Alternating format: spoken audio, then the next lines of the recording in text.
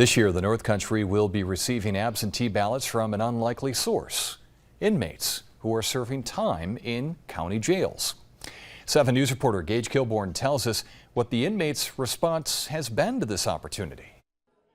On Election Day, Americans are filling out their ballots for the next leader of their country. This year, New York has opened voter registration to inmates under certain circumstances. They come in for a misdemeanor or a violation, they can vote. And if they're here arrested and charged with a felony but have not been sentenced, they can still vote.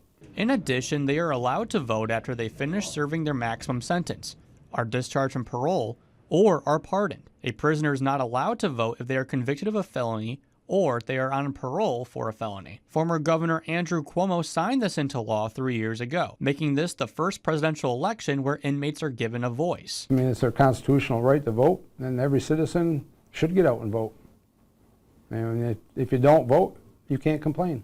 So, are inmates voting? Jefferson County Sheriff's Department saw 6% of its inmates submit a ballot in this election, while Lewis County Sheriff's Department saw 5% set in their ballots. We didn't get numbers from the St. Lawrence County Sheriff's Office. To help them make this decision, inmates were given an opportunity to watch and listen to the news to stay up to date in the political world, while also talking with their friends and family.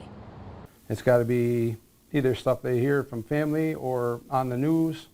I mean, they have TVs in all the units they can watch. Lieutenant Gain believes that the inmate voters' interest will increase with each presidential election as the word is still spreading about the new law. Gage Kilborn, 7 News.